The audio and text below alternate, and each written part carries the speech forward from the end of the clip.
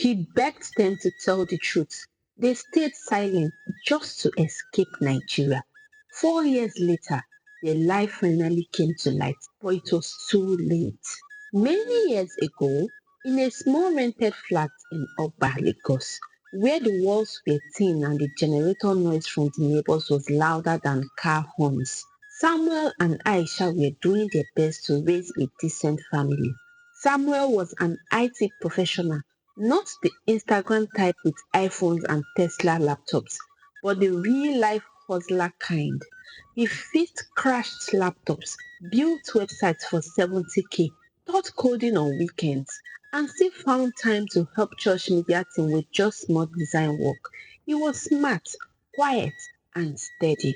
Aisha, on the other hand, was fire. A doctor at one of those private hospitals that paid in two halves, one on the 30th and the other when management approves. She was originally from Kenya but had adapted to Lagos life with full force. She even pronounced Owambe better than Samuel's younger sister. They had two daughters, Zara, the 16-year-old firstborn who was equal parts beauty and fire, and Tayo, 14, a working opinion. Their family was not rich, but there was love and routine. Wake up early, hustle, shout at the girls to finish their homework, whisper prayers during PACN outage, and laugh over Gary with groundnuts on weekends. But Lagos was not smiling. Between school fees, rent, fuel, food, and the occasional malaria that swept through the house like the Holy Ghost, things became tough. Zara's school was asking for lab fees. Tayo needed classes. Samuel's freelance jobs were drying up. Aisha started losing weight and not from gym work. Then came the day everything changed. Aisha burst into the living room one evening holding her phone. Samuel, they have accepted me. He looked up from his laptop. Who? Canada. That hospital in Ontario I applied to last year. They offered me a 1 year contract and it comes with a work permit. Samuel blinked. Wait, are you saying? I am saying we finally have a way out. There was silence, the good kind, then the terrifying kind. Samuel sat back. But how? What about us? She was already pacing. I will go alone first, settle in, save, then fight for you and the kids under family reunification. It's hard, yes, but it's better than dying poor here. They both knew it wasn't going to be easy, but the alternative? More years of hustle, hoping Nigeria would get better. So they agreed. That night, Samuel held her hand and they lay in bed. Just promise me something. What? Don't come back with accent. She laughed. Only if you promise not to buy matching Ankara for every Sunday service. They both laughed until sleep carried them into dreams of maple leaves and freedom. Nothing prepares you for Canada's winter, not even Hamatan. The cold hits Aisha the moment she stepped out of Pearson Airport. Her first thought, so this is what success feels like. It's freezing. Her first few weeks in Ontario were whirlwind. Paperwork, training, orientation, learning how to say sorry even when you were not wrong. She found a shared apartment with another nurse from Rwanda. Small but warm. The water flowed, the heater worked, NEPA wasn't a night. Back home, Samuel had switched to full-time daddy mode. He handled school runs, made sure Zara and Tayo wore sweaters on cold Hamatan mornings, and tried his best to cook edible food. His jollof rice always ended up tasting like party rice that forgot the party. Zara missed her mom but didn't show it. Tayo cried some nights. Samuel stayed strong on the outside. Aisha, meanwhile, was shocked at how much her medical skills were respected. Patients said thank you. Nurses didn't gossip about salary. And when she said she was tired, her supervisor actually told her to take a break. She missed her family deeply. She tried video calls, care packages, and surprise money transfer, but it wasn't the same. She felt the distance and the guilt. Meanwhile, The girls were growing up fast. Zara started asking why her friends had iPhones and she didn't. Tayo wanted to attend birthday parties, but Samuel kept saying no. You're not going anywhere, he would say, until I meet their parents, pastor, and possibly their village chief. The girls grew restless. After a year, Aisha managed to save enough for a short visit home. She was excited, but nothing could have prepared her for what she found. The sound of the gate creaking open should have made everyone excited. Aisha was back. 1 year in Canada had passed. Just like that, she was finally home, even if it was just for 2 weeks. Samuel came out to help with her luggage. Tayo followed, barefoot, wearing an old t-shirt with Monday is Wicked written in faded blue. Zara appeared behind her, holding a phone, not a smartphone, just one of those tiny ones they used at school for emergency calls. Mommy, they said in unison, running to hug her, but something felt different. Zara hugged her briefly and stepped aside. Tayo's own hug felt stiff, not the kind that said, I've missed you with everything in me. More like, okay, welcome, let's move in. Aisha smiled through it, ignoring the small coldness in their embrace. See how tall you girls have grown. And look at your hair. Who made it for you? Samuel chuckled. Zara now. She is the unofficial salon mistress in this house. Really? Aisha looked at Zara, expecting a smile. Zara shrugged. I just learnt it from YouTube. That evening, Aisha unpacked a few gifts she brought: sweaters, socks, hair products, some Canadian chocolates. Tayo smiled and said, Thank you, and walked away. Zara simply picked hers and mumbled something that sounded like thanks. At first, Aisha told herself she was imagining things: jet lag, teenage mood swings, too many hospital shifts in Toronto, but the unease didn't go away. Day two, the next morning, Aisha woke up to find breakfast on the table: eggs and bread. Samuel had prepared it. The girls were already dressed for school. In the car, on the way to drop them off, Tayo kept adjusting her uniform skirt higher up her legs. Zara was applying lip gloss like she had a photo shoot waiting at school. Tayo, pull your skirt down, Aisha said gently. Mommy, this is how everyone wears it now.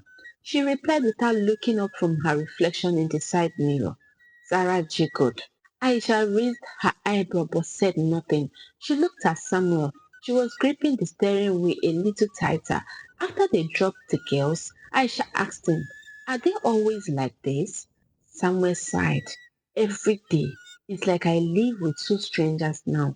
Nothing I say makes sense to them anymore. Are you sure they are okay? They are teenagers. You have been gone for a while. Maybe they are still adjusting. Day four, they had spaghetti and fish for dinner. Aisha had cooked, the girls' favorite, but they ate quietly, like the food was something they were forced to chew. So how is school? Aisha asked cheerfully. Sarah replied, Okay. Tayo nodded, same. Aisha smiled. Any crushes I should know about? Zara dropped her fork. Mommy? Tayo snorted. Samuel tried to lighten the mood. Nothing should crush my daughters, I beg. But Aisha noticed the way Zara rolled her eyes, like she had heard that joke too many times, like her father irritated her. Later that night, Aisha and Samuel sat outside on the small balcony, drinking warm Lipton and watching the street light flicker on and off. Something is wrong, Aisha said. Samuel exhaled. I know, but they won't talk to me. Day five. The turning point came in the most unexpected way. Aisha was cleaning Zara's room when she noticed something odd. A diary under the bed. She knew it was private, so she put it back, but the unease in her chest grew.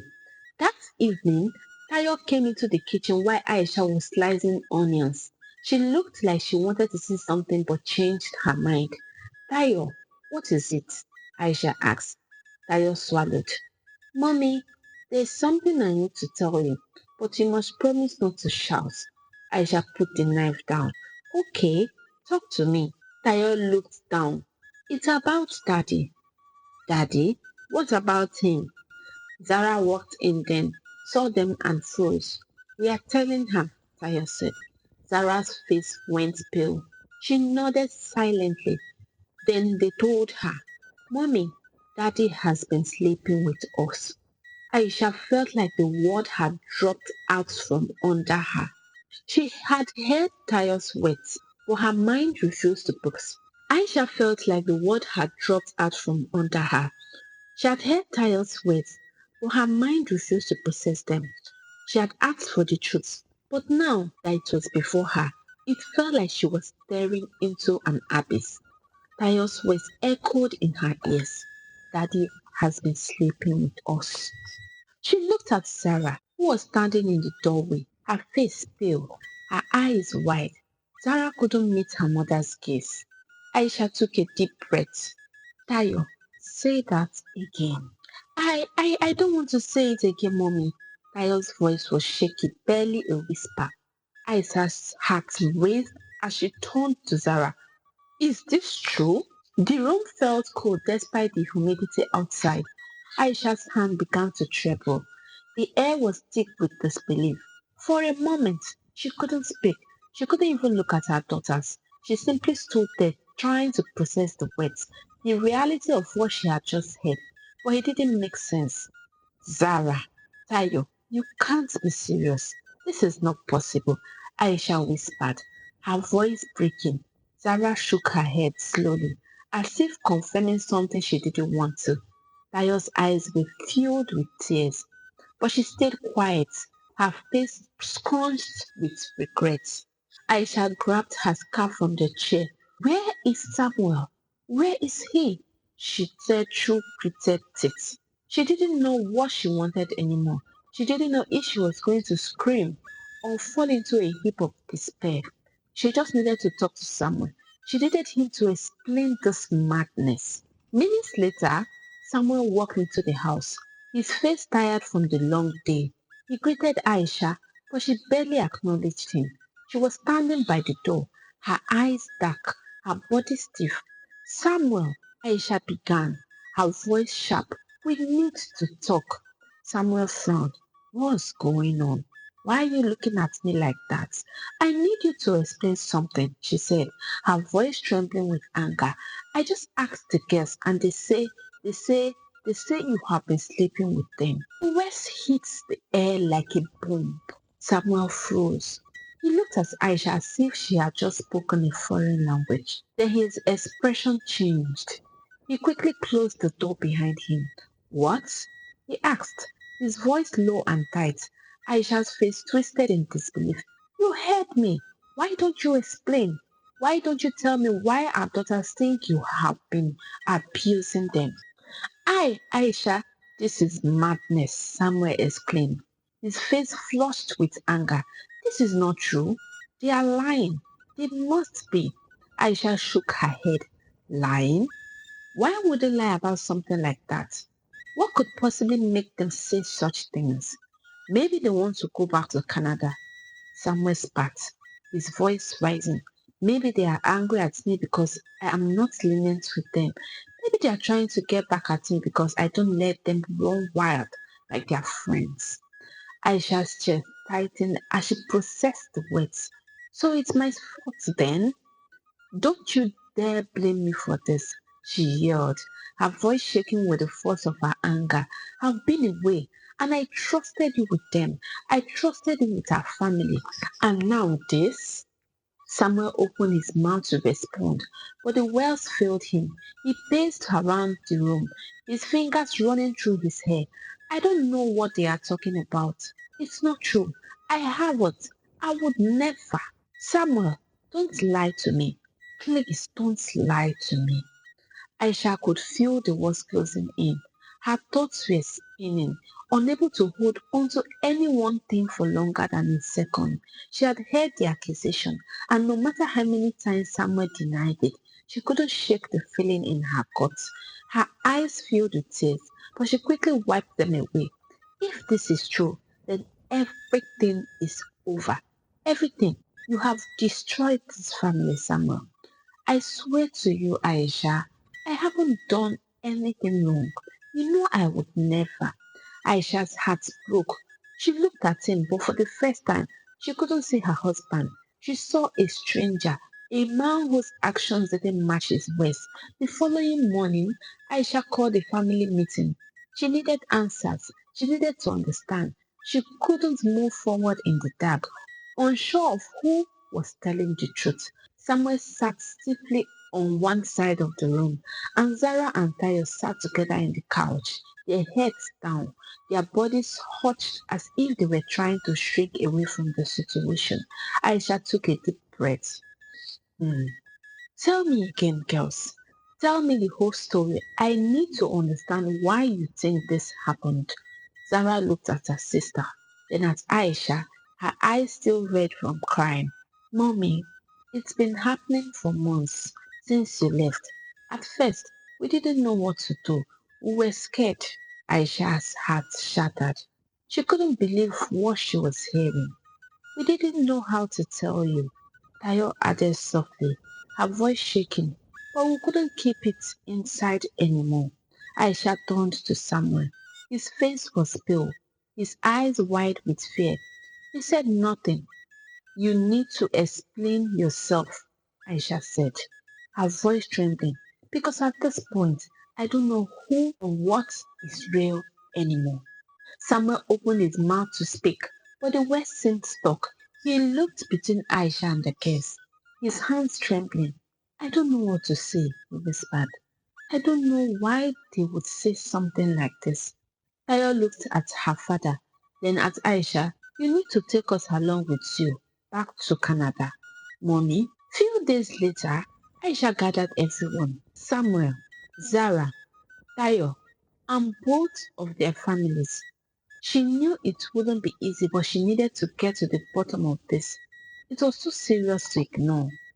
"Everyone needs to hear this," she said, her voice firm. "Zara, Tayo, tell your grandparents what you told me the last time. Tell them everything." The girls looked at each other, their faces pale, but they nodded. They repeated the same story. The silence in the room was deafening as they spoke. Aisha watched them, her heart breaking, but she couldn't look away.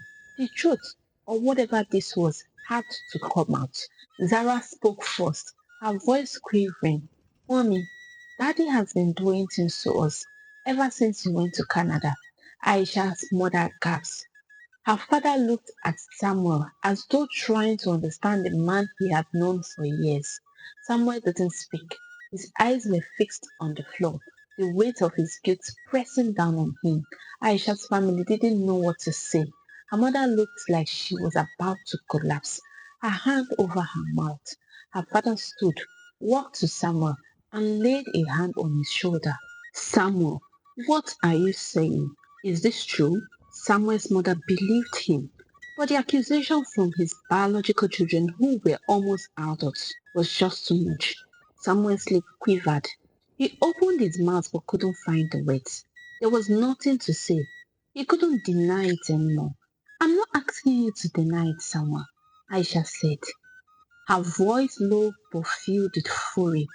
"I'm asking you to explain what is going on." Samuel looked completely lost, his hands trembling. "I didn't. I didn't do anything to them. They are lying. They are lying to you all. Why would they lie about something like this? Why? Why would they lie to me, to their grandparents, to everyone, Samuel?" Samuel opened his mouth, but nothing came out. For the first time, he seemed speechless, his usual defiance replaced by confusion and panic. "You are telling me that they are just making this up? That they want to ruin us? That they want to destroy this family? I don't know why they would say something like that, but it's not true. You know me, Aisha," Samuel said, his voice cracking. "You know I would never." "Mama, I didn't do this. My in-laws, I didn't do this. You don't get to say that to me. Not anymore. Not after what I've heard." Aisha turned and walked out of the room, leaving Samuel standing there motionless. The days following the family meeting felt like a blur. Aisha couldn't move forward without making one of the hardest decisions of her life. She always believed that marriage was meant to last, that you weathered storms together. But this wasn't just a storm. This was a tsunami that had torn her entire world apart. For her, Samuel's betrayal was something no amount of love could face. His denial made it worse. And worst of all, the quiet anguish in her daughter's eyes had confirmed what she had hoped wasn't true. As Aisha sat at the kitchen table that evening, staring at the papers in front of her, she couldn't help but feel a sense of dread wash over her.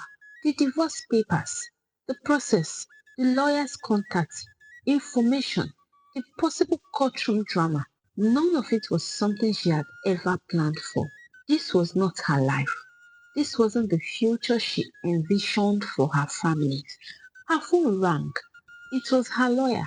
She stared at the screen for a moment, wondering how much more her heart could take.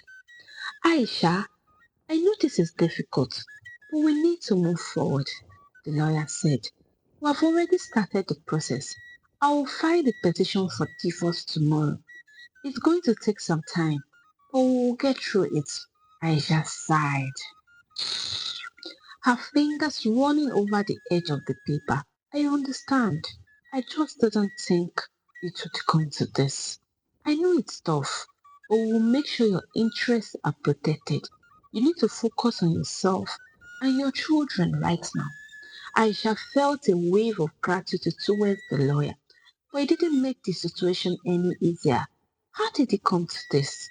How had she ended up in a place where she was filing for divorce, separated from the man she once loved, the father of her children? Samuel had not made it easy for her. He refused to move out of the house. He kept insisting that everything was fine, that they could work through this. But how could they? Aisha was too broken to listen to him anymore. Each time he tried to talk, he sounded like a stranger.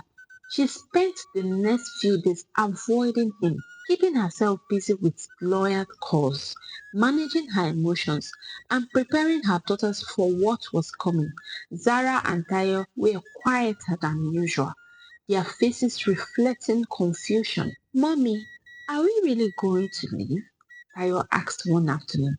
Aisha's heart broke. She didn't want to take them away from their father, but she knew they needed to escape the suffocating pain of living with him. Yes, Tayo, we have to. I am doing this for us, for your future. Will we come back here? Zara asked, her voice soft, unsure. Aisha paused. I don't know, but we will make a new home, a safer, happier one, and you will both be with me. The next few days were full of moving parts. Aisha had to sort out the divorce with her lawyer. She wasn't prepared for the cost, legal fees, the time spent gathering documents, the emotional strain of sitting across from Samuel at the lawyer's office, trying to figure out the division of assets, the custody of the girls.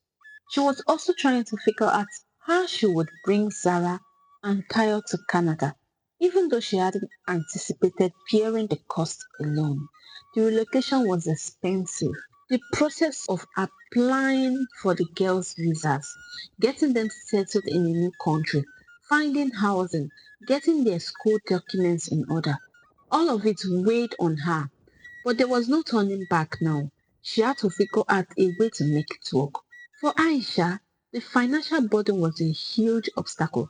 In Canada, her income wasn't as high as she had hoped. She had been sending money back home to help support Samuel and the kids. But now that she had to pay for her divorce and return home with them, the reality of the cost began to settle in. She had to sell a few things. She cut down on unnecessary expenses. She made phone calls to see if she could get some financial support from relatives. She didn't know how it was all going to come together, but she would find a way. She had no choice. One evening, after a long call with her bank, Aisha sat on her bed, her face in her hands. How did it get so complicated? How had they gotten to this point? She missed the days when she and Samuel could sit and talk, laugh, plan their future together. She missed the days before this betrayal, but there was no time for self pity. She had to keep moving. Through it all, Samuel refused to accept that his world was falling apart. He still couldn't believe it was happening. The man who had always been proud of his calm composure, the man who had been the rock of their family, now seemed to be drowning in confusion, regret, and fear. He confronted the girls a few days after the family meeting, trying to get them to speak with him. Zara, Tayo, look at me, he said one afternoon, his voice shaking. You can't keep this silence between us. Please, I am begging you. Tell me what I did wrong. Tell me what happened. But the girls wouldn't respond. They wouldn't look at him. They sat in the living room, heads down, avoiding his gaze. Tayo's face was hard, her eyes distant, while Zara fidgeted with her fingers, biting her lip as though she could disappear. Samuel's hands clenched into fists. Please, I just want to understand. I need to know what happened. Why are you doing this to me? Why won't you talk to me? Still, no answer. Someone took a step closer, but the girls didn't move. They didn't even look at him. He left the room in frustration. The silence in the house was deafening. The emotional toll was exhausting. But the worst part was still ahead. Aisha had already made up her mind. She would return to Canada with the girls.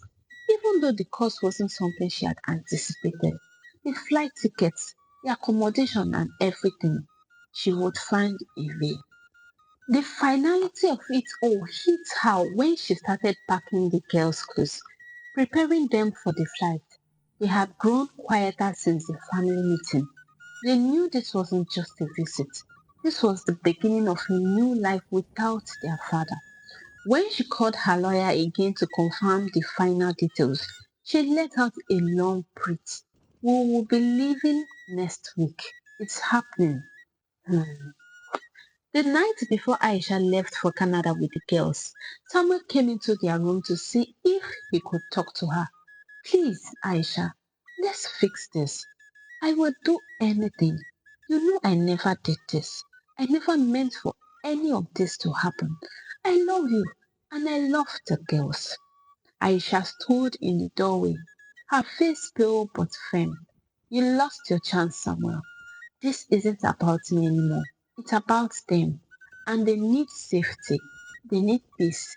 I will never forgive you for what you did. Never. Tears welled up in Samuel's eyes. You don't mean that. I do. And then she closed the door gently. The final day arrived. Aisha packed their things in silence. She didn't look at Samuel again. Zara and Tayo helped, but their faces were full of questions they were too scared to ask. Aisha had made all arrangements for their flight to Canada, and although it was an expensive process, she had no choice. She needed to start over. She needed to rebuild. At the airport, Samuel stood in the distance, watching them. He didn't approach. He didn't say goodbye. Aisha didn't want him to. As they boarded the plane, Aisha held Zara and Tayo close, thinking about what the future might hold. It was terrifying, but she felt a strange sense of hope too. She was free. The girls were free. They could begin again. The plane ride to Canada felt like an eternity.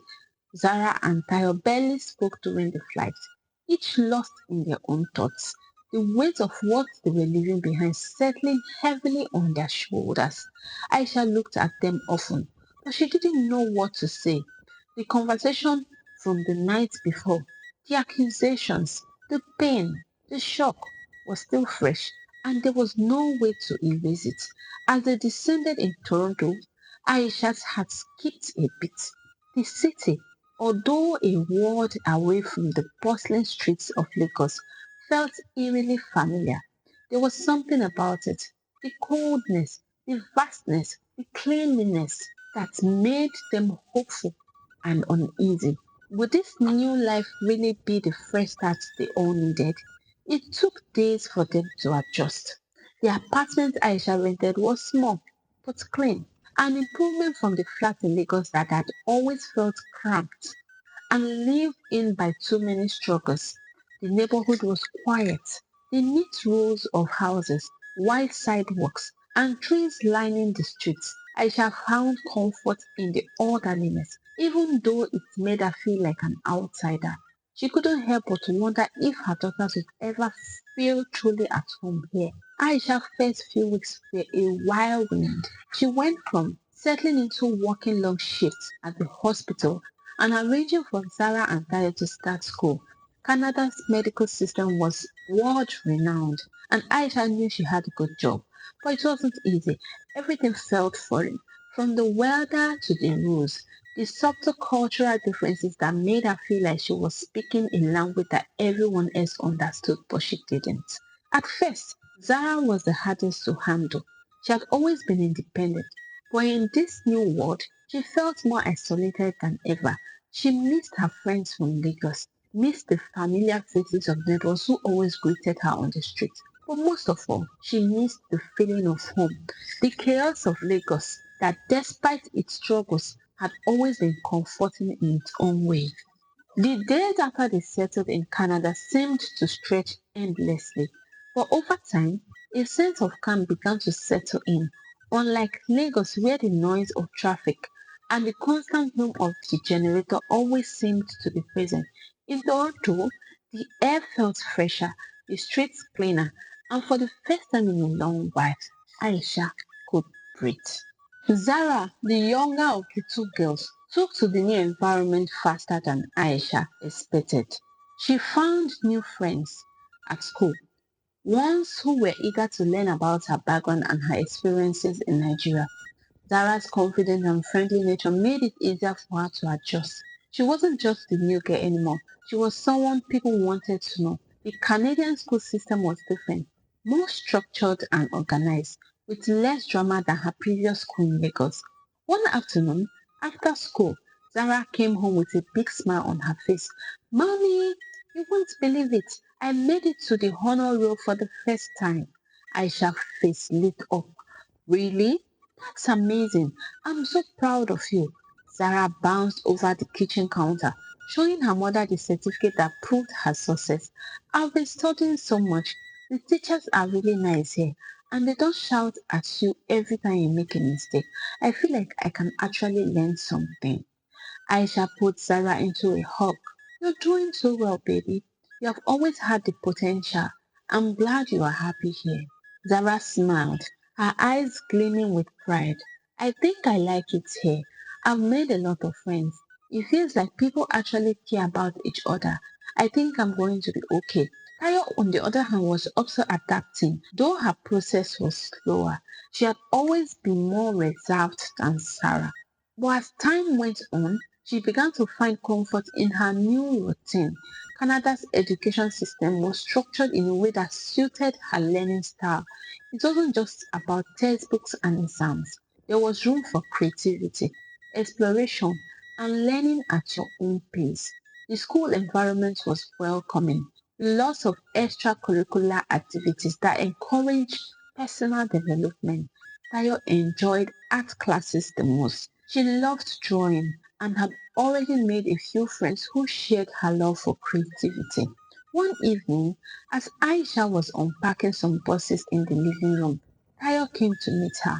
Mommy, I signed up for the school's art club, she said, a little shy but excited. Aisha turned around, surprised. Oh, really? That's wonderful. I am proud of you, Tayo.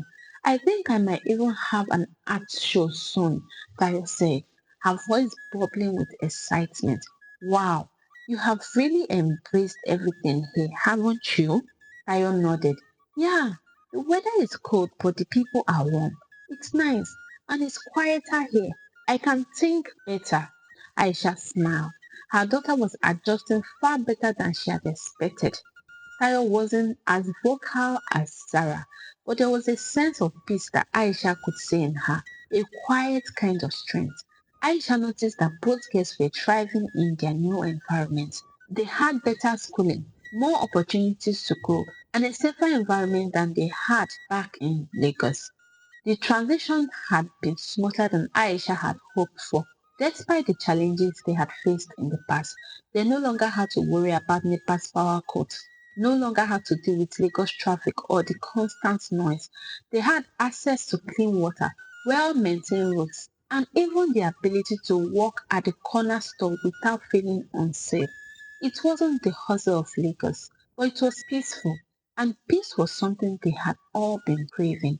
Aisha saw how much her daughters had adapted when, one weekend, Sarah came home from the school trip with a new perspective. Mommy, I love it here, Sarah said as she tossed her backpack on the couch. We went to the zoo today and it was so nice. I even got to pet a kangaroo. I never thought I would do that. The kids here are different. They are not afraid to be themselves. Aisha chuckled. I'm glad you are liking it here. You have really settled in well, Sarah. I have, Mommy, and I am happy. I think I have finally found my place. Days turned into weeks, and the girls continued to adjust. The more Aisha watched them, the more she realized that they were no longer the same children who had left Lagos with her. They had changed, they had grown, not just physically, but emotionally. They had adapted to a new life, a new country, and a new way of seeing the world. Aisha's work at the hospital also gave her a sense of fulfillment. Despite the early struggles of settling in, she felt like her skills were being recognized. The healthcare system was efficient, and although Aisha missed the chaos and warmth of Nigerian hospitals, she was grateful for the respect and organization she found in Canada. She had made a few friends at work, and every now and then she would meet them for coffee, venting about the challenges of being away from home but appreciating the opportunities this new life provided. Still, there were days when Aisha would sit alone in the evenings, remembering Lagos, the noise, the heat, the way Samuel's presence had once filled their home. But even in those moments, she felt she had made the right decision. She had to give her daughters a future where they would be safe and supported. 4 years had passed since Aisha and the girls had moved to Canada, and with each passing year, the weight of the past seemed to ease slightly. The memories of their old life in Lagos, the betrayal, the confusion, the pain, they are still there, lingering in the background. But they had built a new life, a life where Zara and Tayo were thriving in school, finding friends, and learning how to navigate their new world. Zara had settled into a groove that Aisha hadn't expected.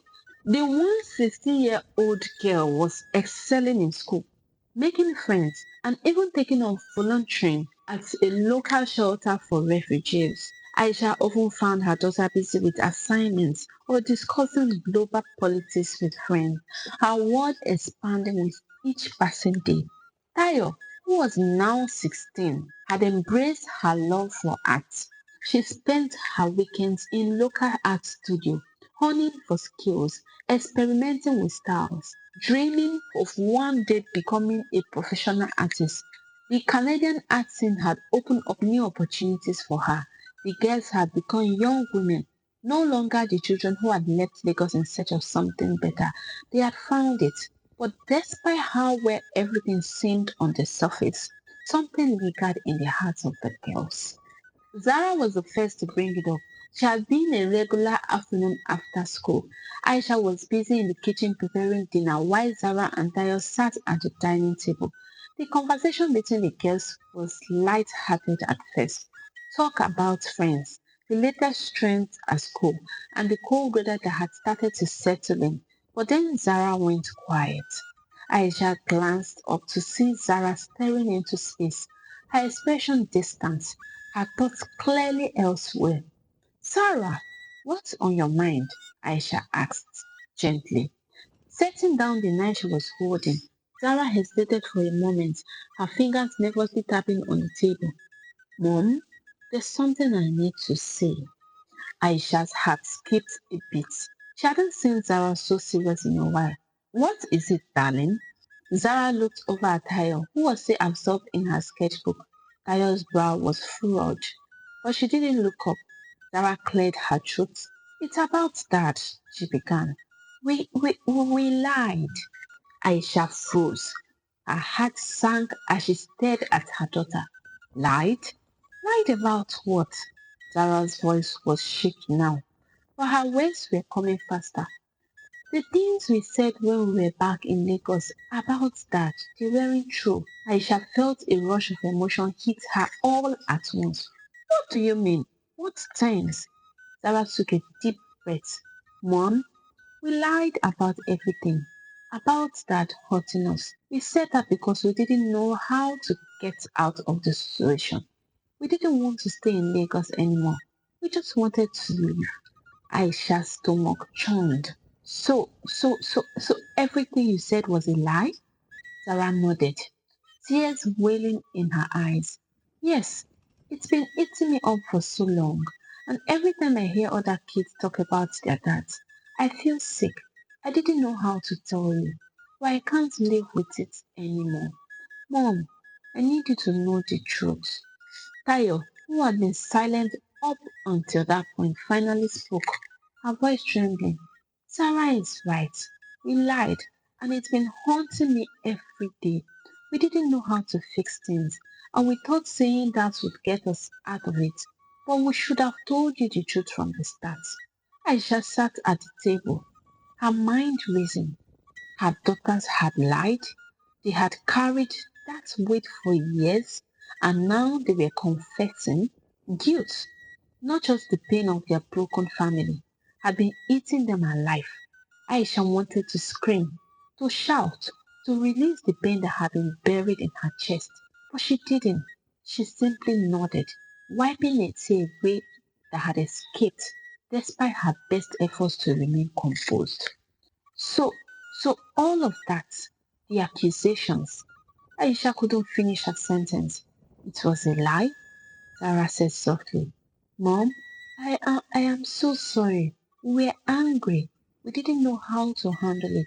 I know it was wrong, but I just wanted us to leave. I wanted you back. I wanted a way out. Aisha closed her eyes, fighting the tears that were threatening to spill. How could this have happened? She thought. How could my own daughters have carried this weight? The silence that followed Sarah's confession was deafening. Aisha sat there, staring at her daughters, her mind spinning, her heart in pieces. She had just been told one thing she never expected to hear. They lied. For years, Aisha had lived with the belief that Samuel was capable of the unforgivable, that he had betrayed their daughters, that the accusations against him were true. She had built walls around her heart, walls that had kept Samuel and his memory at a distance. Every decision she made, every step she took, was based on that truth. But now, those walls were crumbling. Aisha felt sick to her stomach. The guilt was overwhelming. How had she believed them? How had she allowed her emotions to cloud her judgment to the point where she had broken up their family, walked away from a life that could have been fixed, from a man who had, despite everything, been a part of her life for decades? She had spent years thinking about how Samuel had betrayed them, years of imagining what he must have done, of nursing the bitterness that had consumed her. But now it was all a lie. A lie. A lie told by her own children. Aisha placed her hand over her chest, trying to steady her breath, trying to hold herself together. But she couldn't. Not anymore. Zara and Daya sat there, their faces filled with regret, eyes swollen from the tears they had already shed. They were waiting for her to say something, anything. But Aisha couldn't speak. How could she speak? How could she look at them after everything they had put her through? After everything they had put Samuel through? The tears started to fall. She wiped them away, but they kept coming. She was crying for herself, for the trust she had misplaced, for the family that had been torn apart by lies, but mostly she was crying because of what Samuel must have felt. Aisha paced the living room, her mind racing.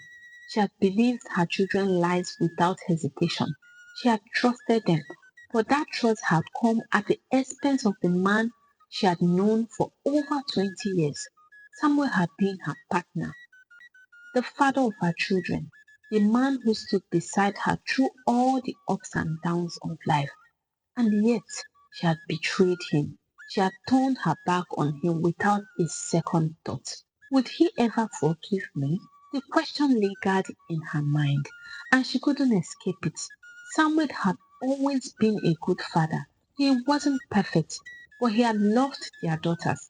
He had loved her, and she had believed him capable of something so monstrous. She had torn their family apart based on a lie. Was it possible for him to ever forgive her for destroying everything? And then there was the matter of forgiving her children. She had given them everything: love, protection, a future, and yet they had lied. They had built a story so cruel, so damaging, that it had destroyed everything Aisha had worked for. The trust between her and Samuel, the trust between her and the girls, had all been shattered. How could they live with themselves, knowing that the lie had caused so much harm? Days passed, and Aisha's mind was consumed with questions. Questions that didn't have answers. She couldn't sleep, couldn't eat, couldn't think of anything other than the weight of the betrayal. She had always been a woman who believed in justice. In truth, she had prided herself on being fair, on making decisions with a clear mind, no matter how hard. But this was different. This wasn't a decision. It was a failure. It was a failure to see the truth when it was staring her in the face. A failure to believe the man she had known for years, the father of her children. Aisha couldn't escape the thought of Samuel. What would he do now? How could she ever ask for his forgiveness after what she had done? How could she ask him to forgive the girls for the lie that had destroyed them all? There was one thing Aisha was sure of: Samuel had moved on. He had remarried. He had a child. He had a life that didn't include her. And that was her fault. She had pushed him away. She had rejected his apology.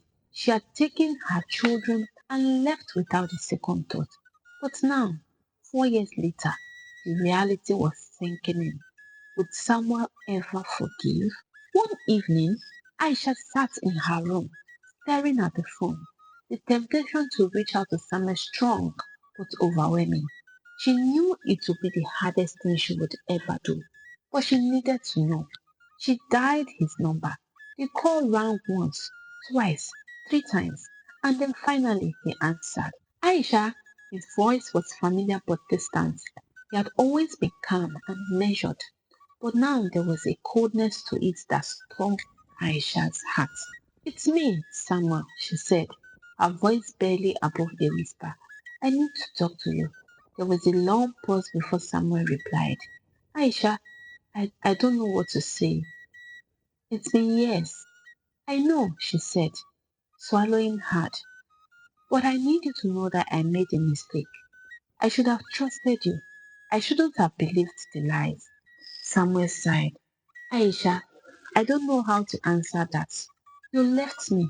You took the girls, our children, and you told me I was a monster, a betrayer. You didn't give me a chance. You didn't give me the chance to explain. You didn't give me the chance to make things right. I know, she whispered, tears falling freely now. I hurt you. I hurt our family. Do you think I didn't suffer? Samuel's voice cracked slightly. You walked away from me, Aisha. You walked away without even listening to my side. I'm so sorry, Aisha said, her voice breaking. I can't undo it. I can't fix it. I don't even know where to start. You have made your life in Canada, Samuel said quietly. The girls are fine. I'm glad they are happy. But I don't know if I can ever forgive you. I don't know if I can forgive them for what they did either. The silence between them stretched on.